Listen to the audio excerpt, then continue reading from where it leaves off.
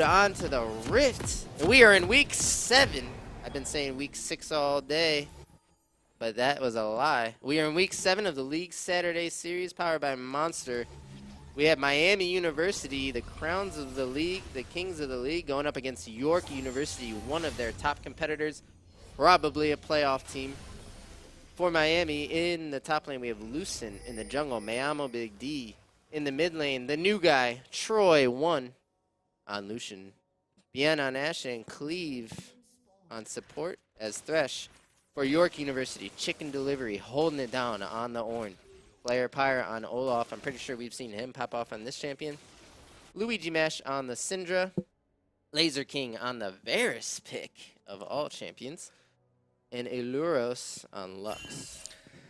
And we have a line of scrimmage start here. Both teams are doing a standard 5-point here. Very, very conservative start for both sides of both teams here. So, Keck, I know you're not a jungler, and I am definitely not a jungler. If you're Karthus, are you avoiding Olaf with your pathing? Is that at like all your costs. mini game? At all costs. So it's like get as many camps as possible without ever seeing Olaf, basically, is his plan? Okay.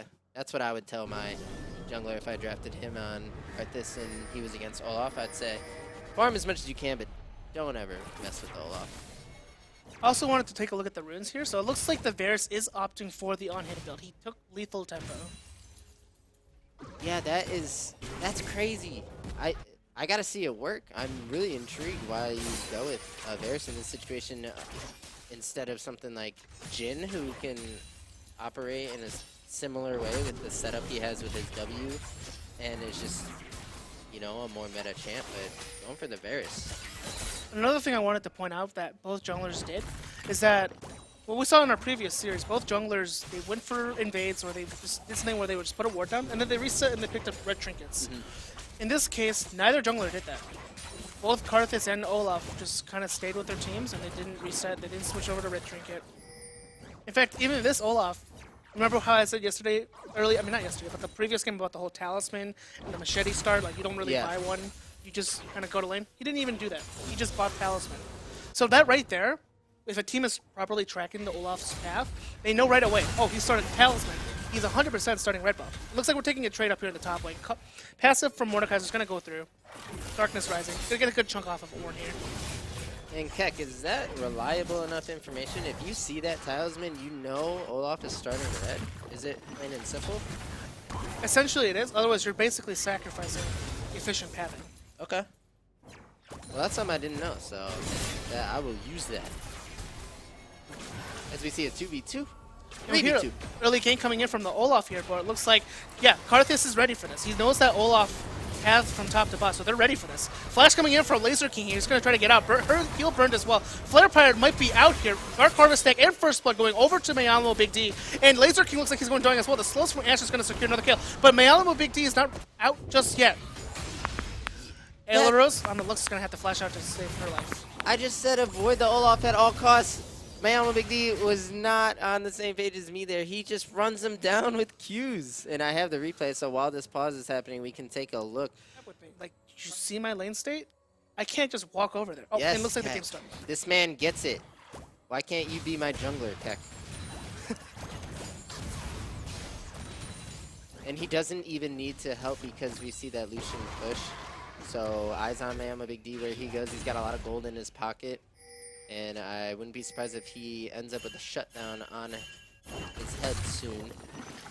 Because I think Miami will build a large enough gold lead. They're already up 1,600 or so. And it's early, so as their gold lead increases, the bounties will start showing up on members like Karthus. And maybe even that Ashe who has a kill to her name as well. And it looks like Karthus didn't opt to greed for the top crab. But he recalled, picked up the Phoenix Codex, like you said, but he opted for boots, picked up Red Trinket. And I don't know where Olaf just ran to that. Olaf actually ran straight to Gromp. So that was not as efficient. To kill just Gromp? He went just to kill the Gromp. If anything, I think he should have just ran straight to the top crab. I think both junglers think the other jungler took that top crab. That's what I think, because neither of them are going to. I think Olaf is like, oh, he double crabbed me, and so I'm just going to take my camps. And Karthus is like, oh, he respawned and went straight to top crab, so I'm just going to clear top to bottom. So that top grab is actually still swimming around in the river there. Until Big D finds it. Now Big D sees and says, oh, Olaf actually never took this. So now Karthus is going to get himself a second crab. Oh, and he did get Codex and boots, so he will be smacking his camps. And a little bit fast. Some poke coming down from bot lane here. And one thing I should point out, Cleave here on Thresh has flash. Both bot laners of the York duo do not. So if they don't get away clean with this crash, I could see a potential 2v2 kill happening because both these champs not having flash, it's all about Thresh can just flash flay them. And I think they just kill the Lux and burst her down and win the 2v2. Yeah, we see Karthus padding down towards the bot side now, so. Cleave is stepping up. He's looking for that engage. So you notice how the big thing with lane states is that after you push a wave in, like it's kind of like basketball. Each team gets a chance on the offense and the defense. Like they get a chance at like playing the ball towards the net. Same thing with lanes, right? Each team gets a chance at slow pushing and getting slow pushed in. Right now, we saw earlier that Varus and Lux were on the offensive. They had the slow push going in. They were poking down Ashe. They were poking down Thresh. Now, once the wave has crashed, Ashe and Thresh are the ones pushing the wave back now. They have the slow push. Yeah, and you see how York is respecting with so much space here? It's because the wave is coming to them. Just like last game when you mentioned, hey, that wave's coming to you, you don't need to walk up here. Right. So what York did here that St. Ed's last game did not do is respected with a bit of space here. And now look, they actually get to collect these minions under their turret. The Cosmic Binding is gonna find the route onto IBN here, but it looks like nothing's gonna come out of it. Alright, so with that bot lane prio and that massive jungle advantage right now, looks like they're gonna go straight for this Ocean Drake. There is a ward on it, but Olaf is topside, so they're just gonna have to just get this dragon up. And that's an awful Drake to just give away early at 7 minutes. The mana, just the resource regen constantly ticking. Oh, and that sentence is going to find a mark onto Aileros on his Lux here. She's going to be constantly slowed by the Ashe auto attacks. And Cleave here, just standing there laughing, knowing he's just going to be giving the kill over to Ashe here. Yep, Young cleaning it up, and I have a replay. Ooh. The Ashe was looking. Ooh, Big D almost got sniped out. That was close. If you take a look here, Ashe lands a binding on Big D here. And almost was able to get the steal as well. Pretty close, but then dies just to even get that look, so. Chicken delivery here with the E4. Oh, and the Ashe Hero is going to find a stun onto Laser King here. They're going to dive him here. Lux is back and respawned by now, but Ignite's ticking down. Guardian proc is going to go. Karthus' ultimate is here. That's going to be another Dark Harvest secure over from Mayamo Big D. Great aggression coming in from blue side's bot lane here, getting a kill. In between the bot lane turrets already at 8 minutes with absolutely no fear. Bien making Ezreal look like that's just how you play Ashe. Here's the replay. We see the Thresh with the flay. Now will flash onto the Varus, who is flashless himself. He's as good as dead. Lux walking up to help, almost gets herself killed. And they're just in between the towers already. It's 8 minutes, and they're asserting their dominance. Also, by the way, Karthus ulted from top lane. Karthus ganked from top lane. Yeah. What a gank. The global gank. Ganking all 3 lanes at once. What a champion.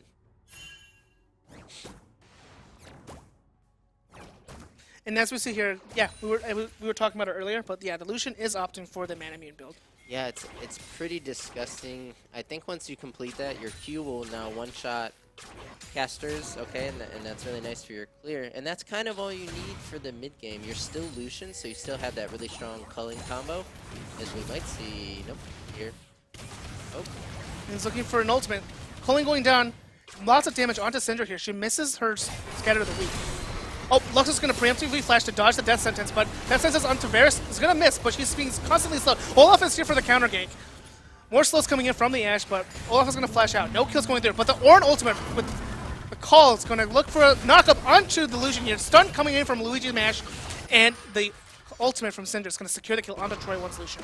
Okay, York with the clapback. And it comes from Chicken Delivery and Luigi Mash. Chicken Delivery uses the ultimate to get the flash out of Troy. He is now flashless, no E.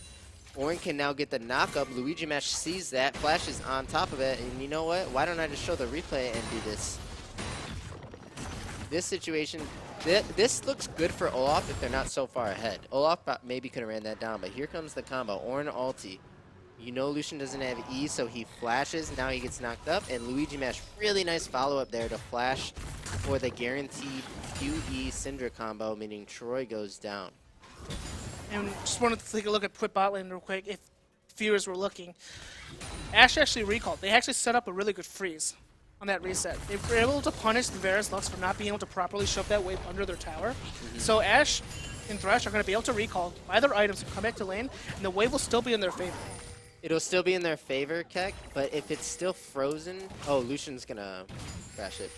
What I was going to say is, if it's still frozen when you make it back, then that's an insane back. And it's really hard to pull off because the way minions work, they deal different damage values to each other over time. So you kind of got to eye the bonuses up, kind of calculate how many minions you want left over, and then take the recall. But I'm glad you pointed that out, Keck. That's some next level recalling here coming out of Miami. And we wonder why they always come out ahead in CS values. We talk about recall timings a lot. So good job pointing that out, and that's what you need to do. Thing with League is like the smallest advantages, they accumulate. Every small lead that you get, it gets big. And another culling from Lucian here onto Syndra here. Scatter of the weak, not gonna find its mark, so Lucian's gonna get some damage for free.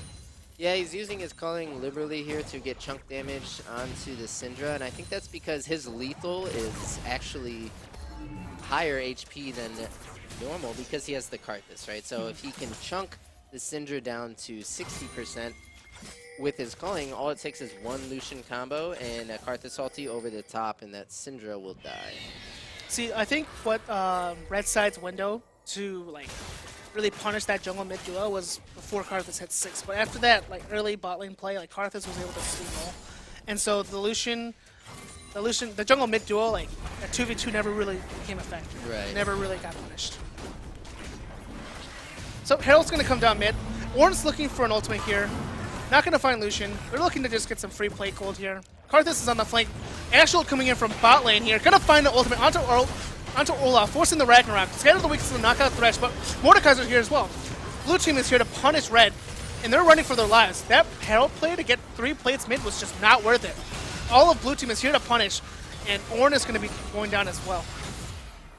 What a punish, Kak. They lined up mid. They felt a little desperate. I actually liked the Ornn ulti, and I liked the aggression mid, but when you saw the Karthus flank, it was the big D flank on the Karthus of all champions. I don't think they actually played it right. They probably should have ran up. Instead, they run through the lane where Ashe can eventually show up. Karthus can get his abilities off. And let's take another look here as we see Drake go down. If you anything, can run up. You can run straight up, not even into the river brush, straight up into that blue jungle quadrant. Would have been a better bet, and then you'd have to deal with the Mordekaiser. But instead, they run right into Ashe, who, by the way, can help with an arrow from 3 screens away. And other than that, just a really great punish coming out from Miami University. The big thing you have to remember with turret plates is pre-14 minutes with turret plates is the more members you have under the turret, the tankier that turret is. And we hit Red team had 3 people under mid lane tower trying to hit that turret down. And if their goal was just to get the plates, just drop the Herald and leave. That's all they had to do. They were going for turret, but they were going for the turret itself. If they were going for that, what they should have done was force out the Lucian, zone him off, hit the turret down to at least half, then drop the Herald. Then they'll get the first turret, because the Herald, no matter how many members you have under the turret, always does half the turret's HP. Set true damage to turrets. You nailed it on the head, Keck. I agree with you. And that's something that when they look at this footage back, they'll have to consider. If we chunk this turret down to 2 plates and then drop Herald, would we have been able to get out of this situation? That's a great question. Because they ended up they kept their entire champion models under that turret, hitting that turret, even after the Herald charged already. At that point, Ashe ultimate came up, they just came and punished the entire team. Definitely. Into even add to that, the more members you have on the turret, not only does the armor go up, wait a second. Oh, Ashel coming through, get a good stun onto Varus. Varus is going to force the flash. Death is going to come through. Karthus ultimate coming through as well. The Requiem doing so much damage. Olaf is here for the counter gank, but it doesn't look like it's going to matter here. Karthus is here as well. Death Sentence is not going to find a mark. Teleport coming in from Chicken Delivery on this Ornn here. He's trying to look for something, but Mordekaiser's canceling the ultimate. He's going to pop his ultimate as well. Warren is in the Death Realm under his turret, but Teleport is going to be canceled. And another really great hook coming out of Cleave to set that play up. I believe it's a flash hook, and we might even be able to catch it if now's a good time. Oh, maybe not. Either way, great play by Miami University, and it looked like Flare Power flashing to maybe try and punish. Chicken Delivery TPing to try and punish. Troy being forced to burn his flash here. Ooh, Flare Power down 30 farm, getting his blue taken away by Karthus. Looking rough in the jungle here. And their eyes might be set on this top turret here, Chicken Delivery, with about half health. As a top laner, I just saw Lucent miss a cannon minion, and I'm a little sad. Rip. F in the chat. F in the chat for the cannon minion. Don't watch me play. Okay. Just don't. Cannons troll me and only me. That's so satisfying though when you play Mordekaiser and you get the E and you get the Q and you just clear the entire minion wave. That's just so satisfying. Oh, is it? I don't play that champ. I only play it into Shen. I hate that champion. As a Wukong spammer, a lot of... You play Wukong. You must hate Malphite. Yeah, I hate Malphite. I do. He's like in the same category as Morg for me. Oh, and it looks like there's going to be a gank up in the top lane. Olaf here as well. And it looks like Ashe is going to respond with the ultimate mid as well. Lux is going to be caught out here, but Mordekaiser's in a 1v2. His passive is proc. Conqueror is going down. He's healing, but he just can't seem to find any damage. The flake coming in from Cleave onto the center here, and that's going to be another kill going over to IBN on that Ashe. Yeah, so we see York winning out on the situation. Topside Olaf, a champion who can go toe-to-toe with Mordekaiser because of his passive healing and the W healing. But it does still take 2 members to take him down. Meanwhile, in the mid lane, we see Cleave showing up again. This guy, we made all LSS teams last week, and I did not put Cleave top 2 in support. Starting to possibly rethink my decision in that because this guy, Cleave, showing up with the hooks here. That's, replay is working. Okay, we have the 2v1. So I think we didn't get to see what the Moore did, but you can R the Ornn as he Rs, right? Yep. And but he already burned his ultimate. Burned his ultimate when Ornn was trying to teleport bot lane. Okay. And now we just see the cleanup here from Bien and Cleave, showing the potency of Thresh Ashe. The big thing I had to say about that one play right there was that you know that your Olaf is topside, you're committing for that gank onto the Mordekaiser. Why is your Lux and Varus so far up mid lane when your mid tower is already down? Cross map play, Keck. You're committing resources to top lane, mid lane and bot lane should be backing off. Like there's no reason for you guys to be that far up. You're saying, hey guys, look, free chicken here, like just Ashe ulti. Come free kill, 300 gold. Oh, and Cleave with a great hook finds him pick onto the Lux here. Ornn will be coming through, gonna take Mordekaiser's gonna take Ornn into the ult with him. Oh, I'm sorry, that's Syndra. And Karthus is gonna get a double kill. Bang! Laser King here is just stuck under the turret by himself. Sorry man, you're dead. And that's an ace coming in from blue team. The ace. I just don't know why York University is lining up 5v5 when they're down 10k gold. You do not win that. You need to split the map. You need to go get Herald. Give the Drake, go get Herald. Play across the map. You have to play away from these guys at some point. You can't just keep running into them or they're going to stomp you. When you're a team that is behind, trading objectives is the best thing you can do. There's no reason for you to be... It's like the whole analogy with the unstoppable force meets immovable objects, right? Okay. You don't just force yourself at it over and over again. You try to whittle it down. You go from a different angle. This is a map game. There's things all across. Like there's a top lane tower that you guys haven't even taken down yet. There's a mid lane tower. You don't have to contest this dragon. Other things you guys can take on the map to get gold into your pockets. They could have gotten this Herald that we see Miami cleaning up on the back end of their play. Precisely. There's a lot of things around the map. You don't have to contest the objective that they're clearly trying to take. I couldn't agree more, Keck, but let's take another look at this fight. And I guess just eyes on what? The Karthus ultimate, because that's kind of all it takes. We see Troy with the cleanup kill, and then like you said, this guy good as dead when he's here. And the Bork Varus outclassed by the Essence Reaver Ashe in this situation, and a lot of it had to do with the support play, but making me question the Varus pick. If you're gonna leave the Ashe up and pick the Varus right away, I need to see more coming out of that pick. Like I said, remember in game 1 of our first series today, engage comps come down to stat checks, right? Golds, whoever's ahead, the one with the engage comp. Same situation. Oh, and we have a fight here going on. Mordekaiser's just going to ult the chicken delivery here, but looks like Warren's just going to be out. But that forces a 4v4 without the front line for red team to soak up damage. And poor chicken delivery is just going to be an auto to death by Ashe here. Yeah, and I like that you pointed that out. Oh, and they're looking for a dive under the tier 2 turret here. Lux finds a bind onto 2, but Ashe ult's going to find a stun onto Varus here. Another kill secured by IM Big D. Miami's eating everything. Oh, Big D's dead to turret. They're just eating it. They don't care. They're eating the Lux binding. They're eating the Varus arrows. Nothing even touches them at this point. But we look at Lucian. Remember what I said before. The Lucian really doesn't contribute much to the team composition. He's more of just a split pusher. He forces a 4-1. And so we see here, he's just in the mid lane. He's pushing by himself. He was able to solo kill Syndra. Does he greed for this?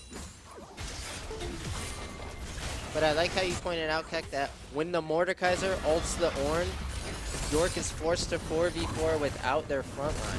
And that is borderline impossible into this Miami comp. One of the reasons you picked Morden to the solo tank Ornn.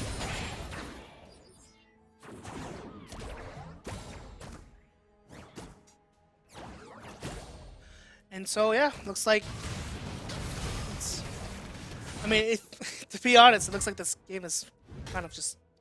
Just say it, Cleve. Just say it. All right, yeah, it looks like Miami University is winning this game. It's. Wow. I think it's just a done deal. Like, you have a Karthus. You do have a Karthus. You have a Karthus that's fed. He has like Landry's. How many Dark Harvest stacks does he have? Let's check. And he's looking to put more pages onto his book. That's my Captain Flowers impression. Have you guys ever heard him say that? I have not. Every time he sees a Medjai's, he makes that call. But yeah, we're looking at Dark Harvest 10 stacks. Dark Harvest stacks. 10 Dark Harvest stacks. 6 Magi stacks. The guy just ran it down under turret. Still has 6 stacks. Doesn't care. His ulti half health 4 of the 5 members of York University. This Ashe 7-0-11, 0-0-14, really clean score lines from the bot lane. Yeah, there's really not much like red team can do here. Like, they kind of just have to just sit there and watch them just take over their base. Like, the only thing that can happen for red team is if blue team like fountain builds them. Yep. That's pretty much it. If blue team really wanted to have like go super for fun here, they would fountain dive them and say, hey guys, we're just gonna let you auto us to death. That's the only way they lose. Like this Ashe, this Ornn ult engage, flash by IBN here. It's gonna not find his spot, but the ultimate is gonna hit someone. But Lucian is looking to end the game in the backline here. Miami Big D actually gets focused down hard, but Lucian with the flash Q finds his last hit onto the Syndra. He still has Syndra's stats from being stolen, but Lucian is on the back door. He's in the back. Oh. He's gonna Coley. He's gonna find 1, 2, 3. He's gonna get a 3rd kill as well. Triple kill going over to Troy 1 on this Lucian here. He said surprise, bang, bang, bang, bang, bang, and just lit them up, and that is going to be game 1 victory for Miami.